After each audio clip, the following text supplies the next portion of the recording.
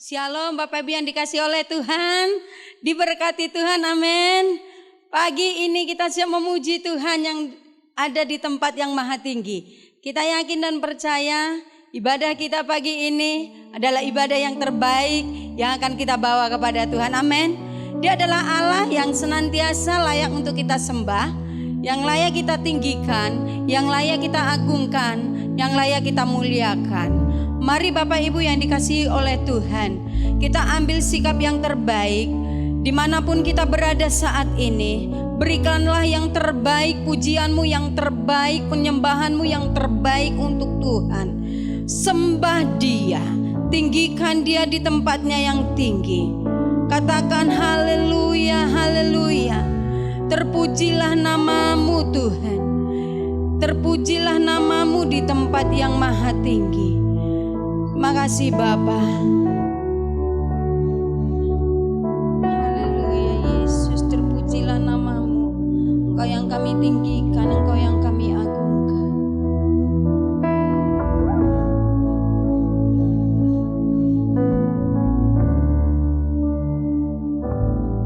Haleluya, haleluya. Hallelujah, hallelujah.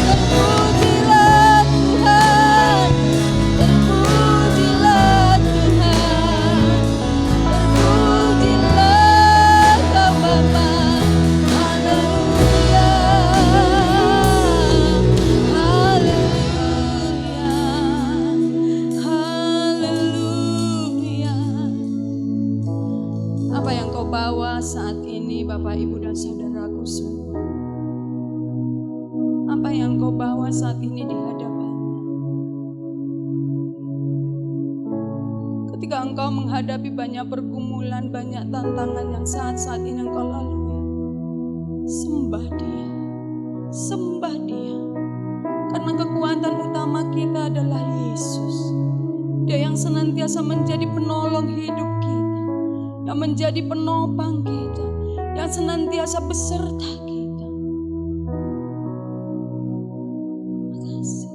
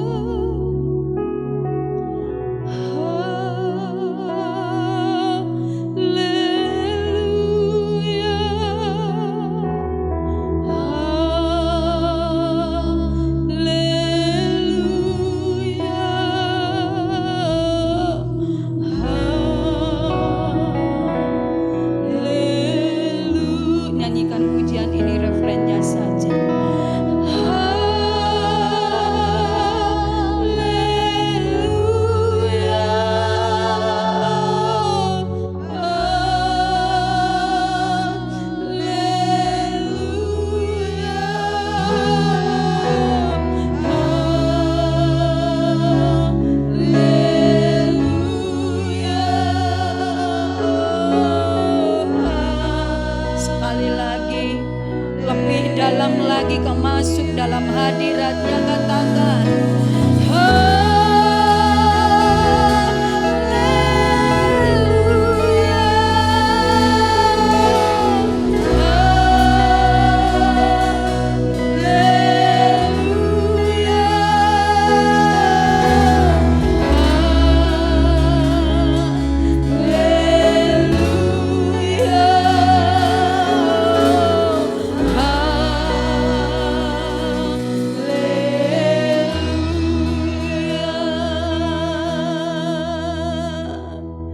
ini kami ya Allah kami, ini kami datang di hadapan-Mu.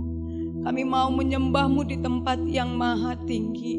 Sesungguhnya kami ini adalah manusia yang tidak sanggup menghadapi apapun yang ada di dunia ini. Tapi satu hal yang kami yakini, ketika kami tinggal di dalam Engkau dan Engkau tinggal di dalam kami sanggup melalui apapun. Dan kami sangat yakin dan percaya pertolongan Tuhan itu nyata atas kami. Oleh karenanya ya Tuhan, hari-hari ini kami terus berharap bagi-Mu. Biarlah Tuhan, lewat ibadah ini juga, hidup kami semakin diberkati, semakin mendekatkan diri dengan Tuhan. Tuhan, berkatilah ibadah saat ini. Biarlah menjadi ibadah yang berkenan di hadapan-Mu. Urapilah kami semua yang melayani-Mu. Urapilah kami semua yang menyembah-Mu. Di dalam nama Tuhan kami Yesus Kristus, biarlah ibadah kami saat ini sepenuhnya kami serahkan dalam tangan Tuhan. Hanya di dalam nama Tuhan kami Yesus Kristus kami berdoa dan mengucap syukur. Haleluya. Amin. Siap memuji Tuhan, Bapak Ibu, saudaraku yang terkasih di dalam Tuhan. Berikan tepuk tangan yang terbaik buat Tuhan kita Yesus Kristus. Karena hari ini, hari yang terbaik akan kita lalui bersama Tuhan. Dan hari-hari yang akan datang, Tuhan yang jadi kekuatan kita untuk selama-lamanya. Amin. Mari, tepuk tangan dengan sukacita di hadapan-Nya. Pujilah Dia dengan kekuatan-Mu. Pujilah Dia dengan suara-Mu yang bersorak-sorak. Haleluya.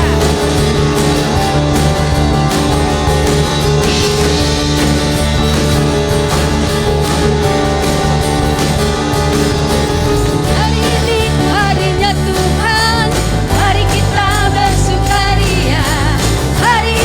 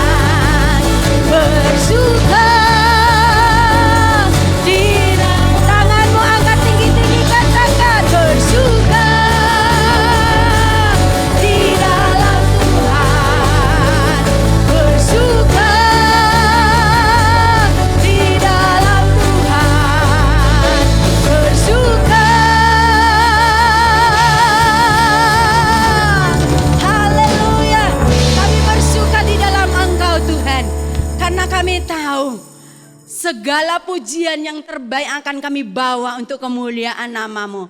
Engkaulah kekuatan kami, Engkaulah harapan kami, Engkaulah juru selamat kami. Kami akan terus menyanyi buat Tuhan, haleluya. Nyanyi dan menarilah buat Tuhan. Berikan yang terbaik Bapak Ibu. Menarilah di tempatmu, pujilah Dia dengan sukacitamu.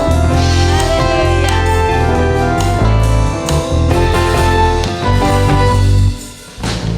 Nyanyilah dan menarilah bagi Sang Raja. Nyanyilah dan menarilah bagi Sang Raja. Angkatlah pujilah Dia, tinggikan namanya, sukacita bersoraklah. Hey, nyanyilah dan menarilah bagi Sang Raja. Nyanyilah dan menari, katakan lagi, nyanyilah dan menarilah. Nyanyilah dan menarilah bagi Sang Raja. Nyanyilah dan menarilah bagi Sang Raja. Angkatlah tanganmu, pujilah Dia, tinggikan namanya, sukacita bersoraklah. Hey, nyanyilah dan menarilah bagi Sang Raja. Nyanyilah dan menarilah bagi Sang Raja. Angkatlah tanganmu, pujilah Dia, tinggikan namanya, sukacita bersoraklah, sukacita bersoraklah, sukacita bersoraklah. Hai, makasih Tuhan. Kami bersukacita karena Engkau ada di dalam kami. Haleluya. Terima kasih Bapa yang baik. Terima kasih atas kebaikan Tuhan.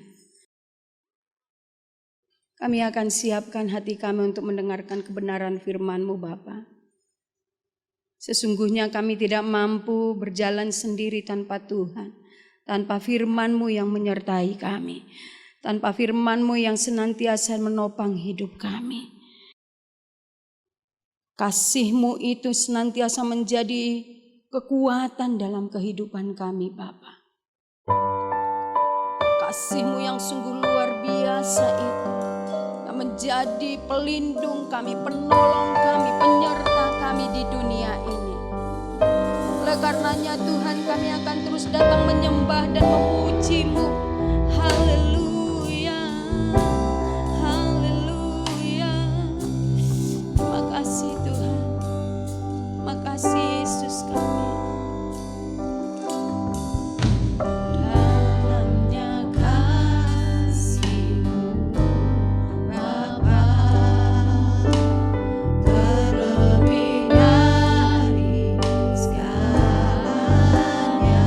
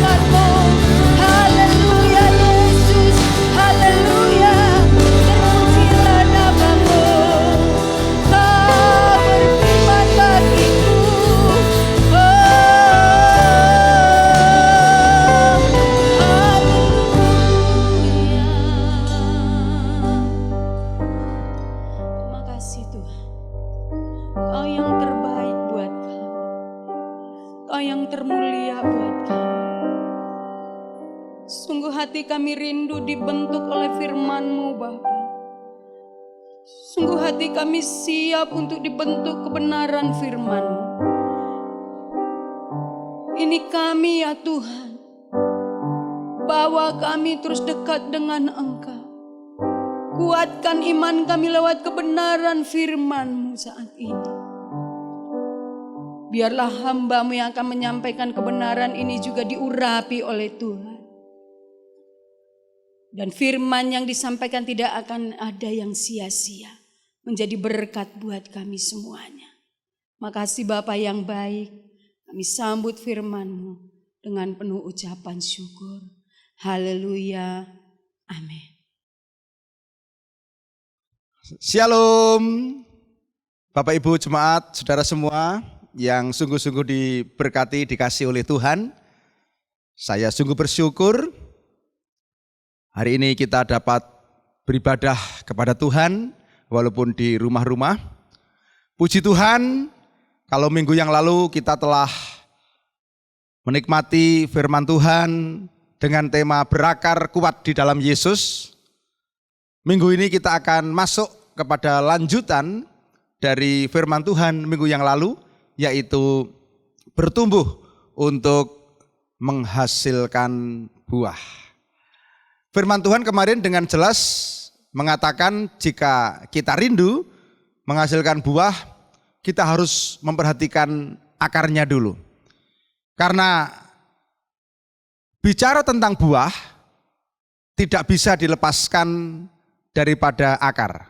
Saya yakin di antara Bapak Ibu kita semua yang hidup di daerah pertanian ini sungguh mengerti akan hal ini.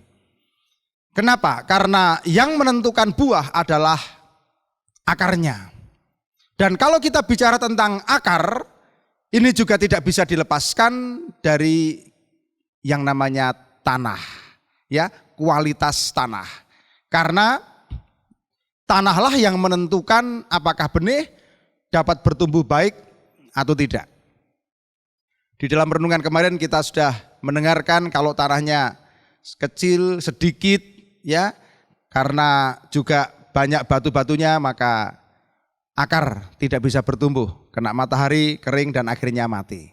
Ya, saudara-saudara, dengan demikian kita tahu bahwa jika kita ingin bertumbuh subur, maka benih hati iman kita harus ditanam di tanah yang subur.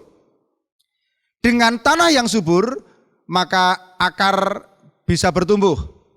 Lalu akar bisa merambat, menembus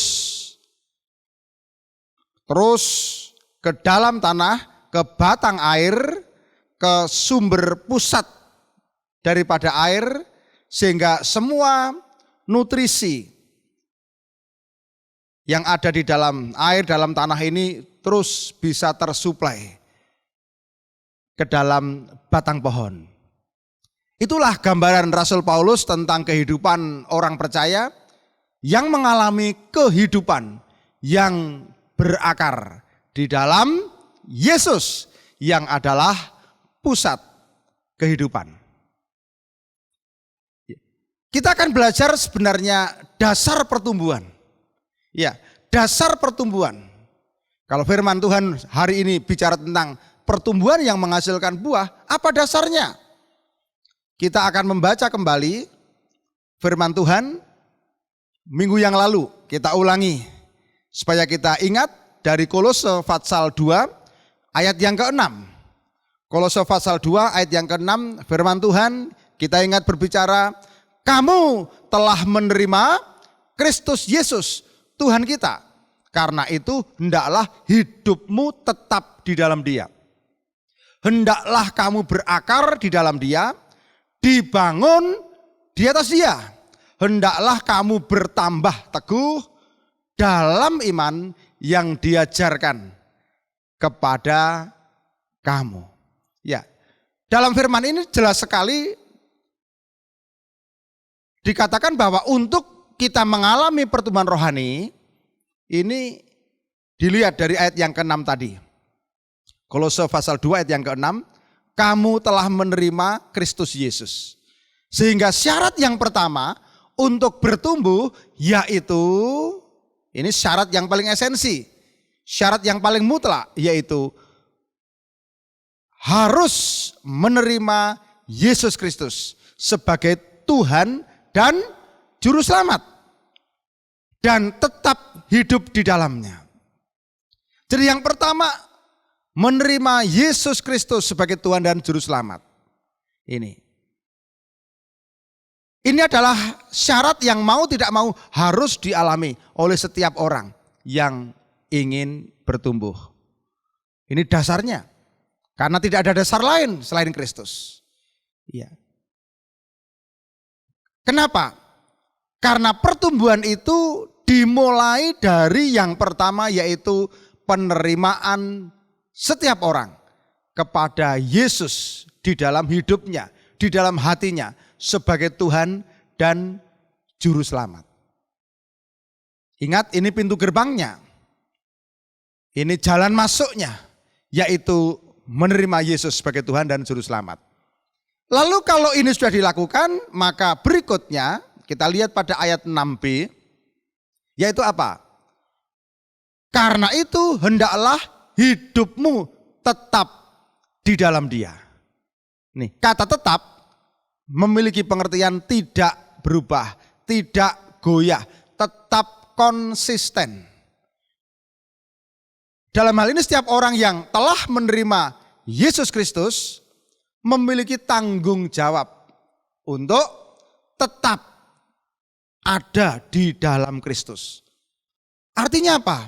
Tuhan mengendaki setiap orang percaya yang sudah menerima Yesus tetap ada di dalam Kristus. Tidak boleh meninggalkan Tuhan.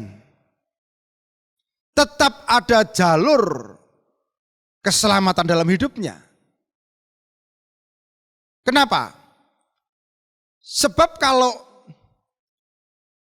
kita keluar dari jalur ini, maka kita juga akan keluar dari anugerah Tuhan. Tuhan Yesus berkata, jika kita tetap di dalam Dia, ada jaminan sumber kehidupan, ada jaminan kuasa, ada jaminan kekuatan yang selalu tersedia dalam keadaan apapun. Jika ranting tidak menyatu dengan pohonnya, maka akan mati. Ya. Jika akar tetap ada di dalam tanah, mencapai batang air, tetap hidup. Semua saling bergantungan. Oleh karena itu kita harus mengerti bahwa dasar daripada pertumbuhan yaitu menerima Yesus Kristus sebagai Tuhan dan Juru Selamat dan tetap ada di dalam Tuhan. Amin. Ya. Saudara, bertumbuh itu tanda kehidupan. Setiap orang yang hidup normal, maka ciri utamanya yaitu bertumbuh. Nah, bertumbuh ini berlaku untuk apa? Untuk pertumbuhan fisik dan juga berlaku untuk pertumbuhan rohani. Karena sangat disayangkan banyak orang lebih mementingkan hal-hal yang sifatnya jasmaniah.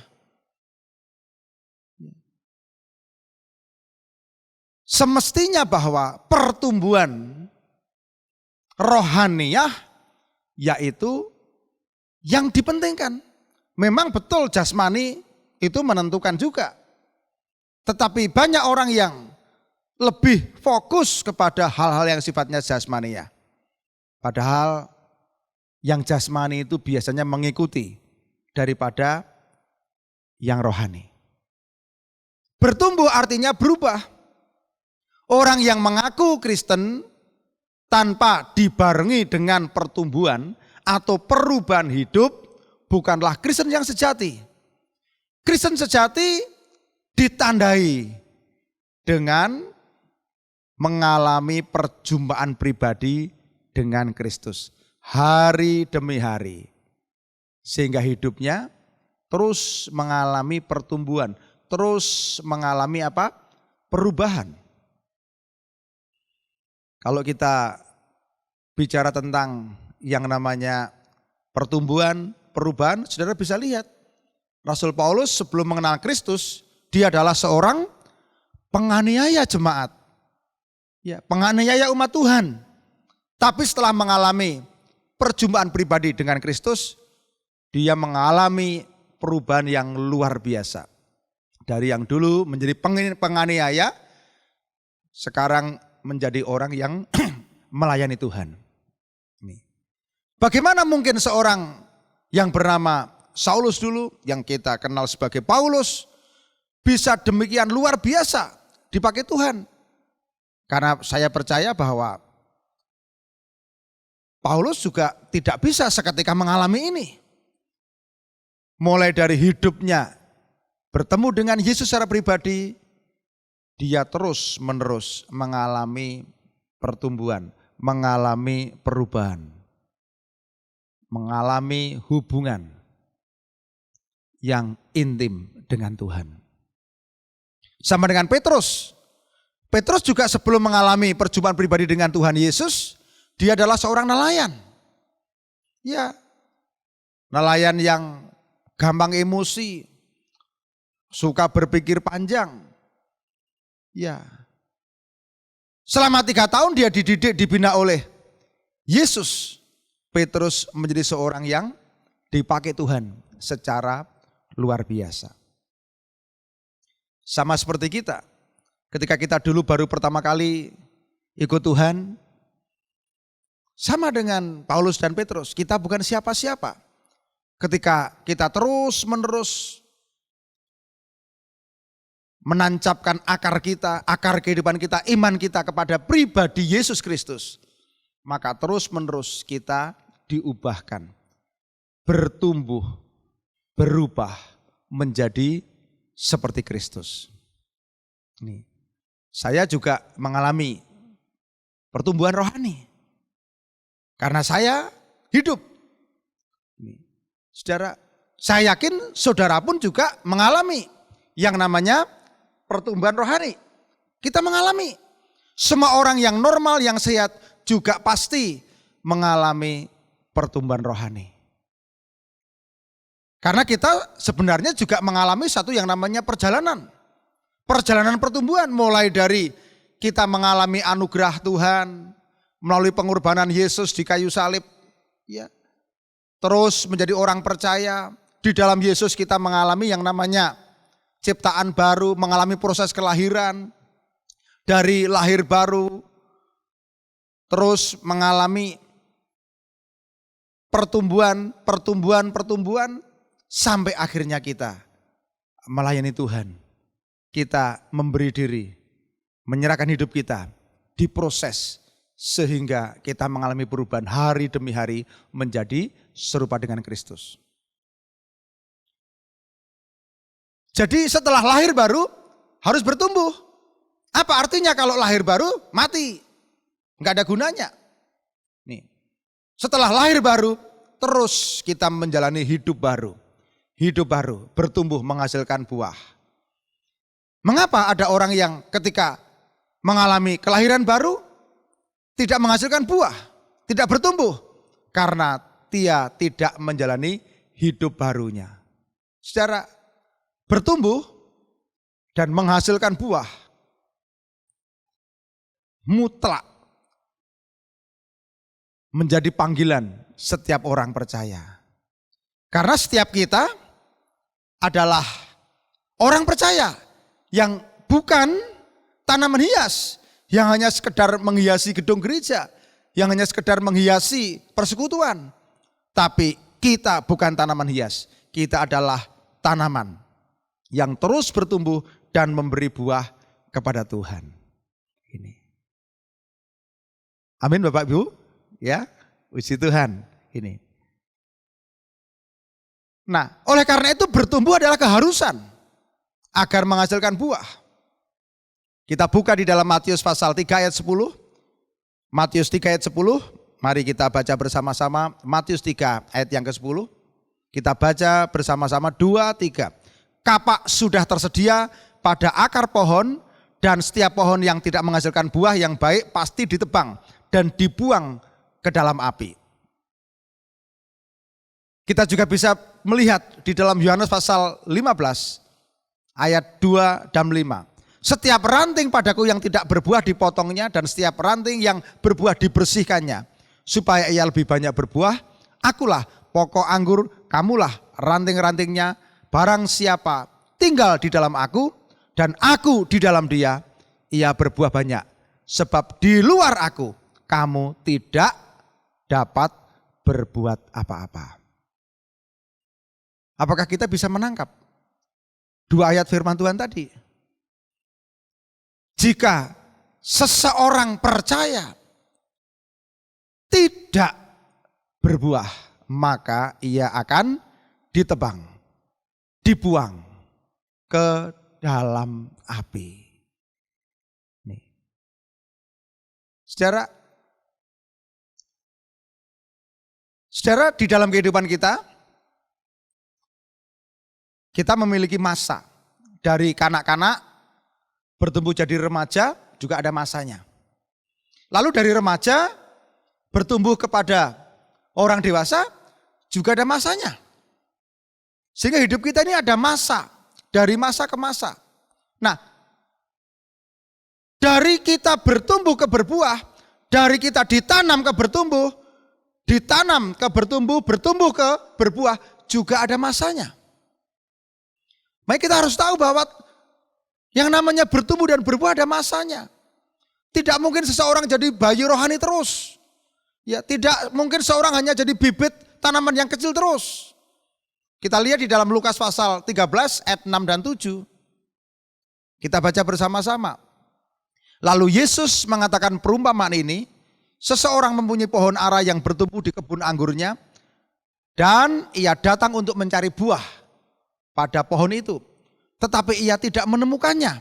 Lalu ia berkata kepada pengurus kebun anggur itu, sudah 3 tahun, perhatikan.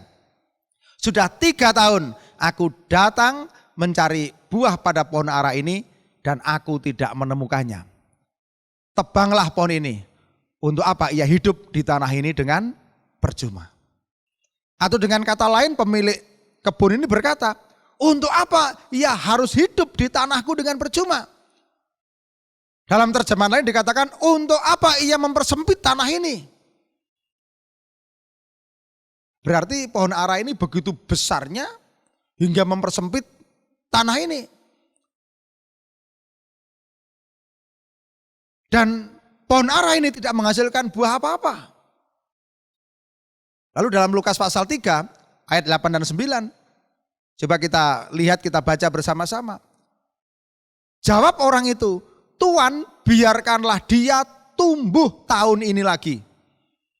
Aku akan mencangkul tanahnya di sekelilingnya dan memberi pupuk kepadanya.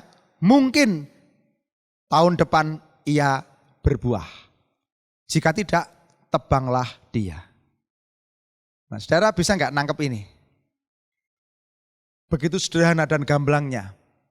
Tuhan masih memberi jangka waktu, kesempatan anugerah untuk bertumbuh dan berbuah. Mari sekarang kita masing-masing introspeksi. Sudah berapa lama kita ditanam di Bait Allah? Sudah berapa lama kita jadi orang percaya? Ya, apakah kita sudah bertumbuh menghasilkan buah? Waktu yang dianugerahkan Tuhan sesungguhnya adalah kesempatan. Ada satu nyanyian yang mengatakan apa? Hidup ini adalah kesempatan. Apakah kita sudah menggunakan kesempatan ini? Atau kita juga menyia-nyiakan kesempatan ini? Menyia-nyiakan anugerah Tuhan. Alkitab berkata bahwa orang percaya harus menggunakan kesempatan ini. Tidak menyia-nyiakan. Untuk terus-menerus tidak berhenti menghasilkan buah. Saya tahu firman Tuhan ini sederhana sekali. Ya, sederhana sekali. Tetapi ini adalah dasar dari tertanam kuat di dalam Tuhan, lalu apa? Bertumbuh dan menghasilkan buah. Iya, terus karena kita terbatas waktunya, sekarang kita akan masuk pada langkah-langkah pertumbuhan rohani. Ya, bagaimana supaya kita bertumbuh? Yang pertama, kita harus makan firman. Terus menerus setiap hari makan firman. Makanya, saudara, setiap minggu kita terima firman. Sebagai firman yang memberi makanan di dalam rohani kita. Lalu setiap hari kita juga makan firman, memperdalam firman. Dan makan firman ini harus kontinu. Saya yakin ada di antara saudara yang sadar, jasmani saja kontinu. Oh, minum kontinu, makan kontinu, pagi, siang, sore kontinu. Banyak orang yang, aduh saya mudah lapar. Kalau lapar berarti apa? Sehat. Kalau enggak lapar berarti enggak sehat. Rohani juga seperti itu. Kalau rohani kita lapar berarti kita sehat. Kalau rohaninya makan teratur berarti kita sehat. Setiap pagi jam 5 makan firman. Mendengarkan renungan, buka Alkitab. Karena roh kita butuh makanan, bukan hanya tubuh kita. Dan makanan rohani yang paling bergizi yaitu firman Tuhan. Karena firman Tuhan membawa kita kepada jalan keselamatan. Karena firman Tuhan menyatakan kesalahan, memperbaiki kelakuan, mendidik orang dalam kebenaran. Mengarahkan kita kepada jalan keselamatan. Yang kedua, kita terus harus bertekun di dalam doa. Prinsip kedua daripada pertumbuhan rohani, memiliki kehidupan doa yang konsisten. Kalau kita berdoa menurut kehendak Tuhan, pasti Tuhan mengabulkan doa kita. Setiap orang percaya punya kesempatan untuk apa? Untuk berhubungan dengan Tuhan. Berhubungan intim dengan Tuhan, supaya Tuhan menyatakan kasih-Nya. Kenapa kita berdoa? Berdoa itu membuat kita intim dengan Tuhan. Karena juga doa membuat kita kuat di dalam menghadapi pencobaan. Berdoalah supaya kamu tidak jatuh dalam pencobaan. Jadi untuk kita bertumbuh terus makan firman, berdoa. Berdoa membuat kita kuat menghadapi pencobaan. Contohnya saat menghadapi hidup dan mati. Ketika dia menerima hukuman salib, Yesus berdoa di taman Getsemane. Ini. Secara lalu prinsip yang ketiga untuk kita bertumbuh yaitu kita mesti bersekutu dengan sesama orang percaya. Rajin bersekutu dengan orang percaya. Ini prinsipnya. Bersekutu dengan sesama orang percaya. Karena persekutuan dengan orang percaya ini berarti saling menguatkan. Berarti saling melayani, saling mendoakan. Tidak ada seorang pun yang bisa bertumbuh ketika hidupnya sendiri independen. Kalau hidup di tengah hutan, mau belajar mengampuni, dari mana? Hidup sendiri di tengah hutan, mau belajar memberi, dari mana? Prinsip yang ketiga daripada bertumbuh yaitu apa? Hidup bersekutu. Saling memberi, saling menguatkan. Tentu saja ini bersekutu, membagi hidup kepada orang percaya. Yang muda-muda ingat jaga pergaulan. Amin. Ya, karena pergaulan yang buruk merusakkan kebiasaan yang baik. Jangan kita masuk ke dalam pergaulan yang sesat. Hati-hati. Pergaulan tidak hanya dengan orang, tapi juga dengan apa? Media. Kelihatannya ada orang yang tidak keluar keluar dari kamar, tidak keluar rumah. Oh, anak saya baik, tidak pernah keluar rumah, tapi bergaul dengan dunia maya yang sekarang juga bisa menyesatkan. Prinsip yang keempat yaitu apa? Untuk kita mengalami bertumbuh dan berbuah, harus mau bersaksi, harus mulai melayani Tuhan. Iya, menjadi saksi Kristus. Membagikan pengalaman kita. Membagikan berkat rohani kepada orang lain. Belajar melayani Tuhan. Kualitas hidup tertinggi yaitu apa? Kualitas ketika hidupnya dipakai untuk melayani Tuhan. Bukan melayani diri sendiri. Ini yang tertinggi. Menceritakan tentang kebaikan Tuhan. Mulut kita dipakai untuk menceritakan Tuhan Yesus. Berikutnya, yang terakhir saudara. Untuk kita bertumbuh, kita harus hidup dalam ketaatan. Ingat, kita tidak hanya mendengarkan firman, tapi juga melakukan, hidup dalam ketaatan. Kalau kita bicara tentang Kristen berbuah, buah bicara tentang kematangan, tentang kedewasaan. Ketaatan orang percaya kepada firman Tuhan juga bicara tentang mengalami kedewasaan. Mengalami buah yang matang. Sebelum kita jadi pemimpin, kan kita ini jadi pengikut semua. Sebelum kita ini jadi pengajar, jadi murid. Kita mesti belajar taat. Belajar mentaati firman Tuhan. Orang yang taat pasti akan jadi orang yang dipromosikan. Mari kita ulang ya. Tadi bagaimana prinsip bertumbuh? Yang pertama, makan firman. Yang kedua, apa? Harus berdoa. Ini setiap hari. Yang ketiga, bersekutu dengan sesama orang percaya. Yang keempat, harus bersaksi dan melayani Tuhan.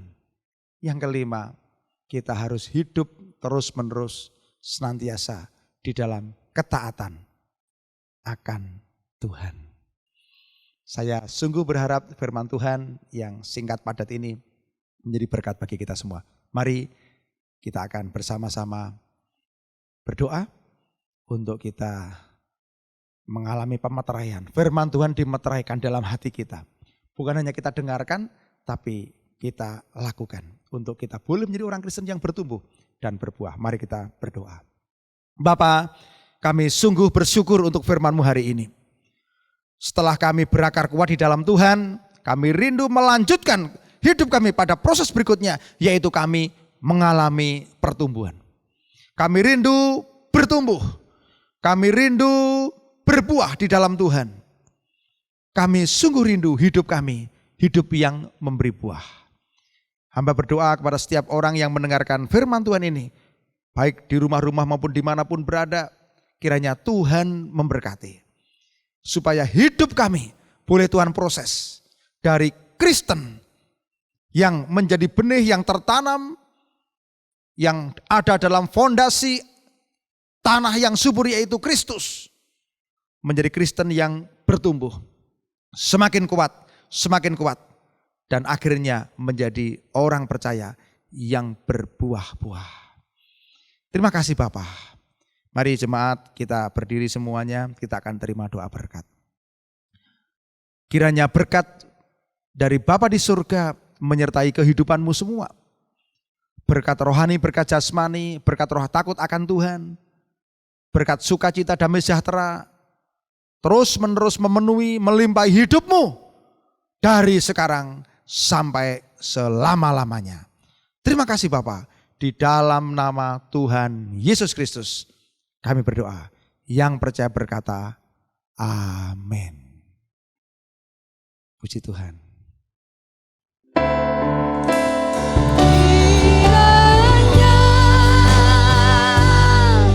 Engkau memberkati aku berlimpah-limpah dan memperluas daerahku.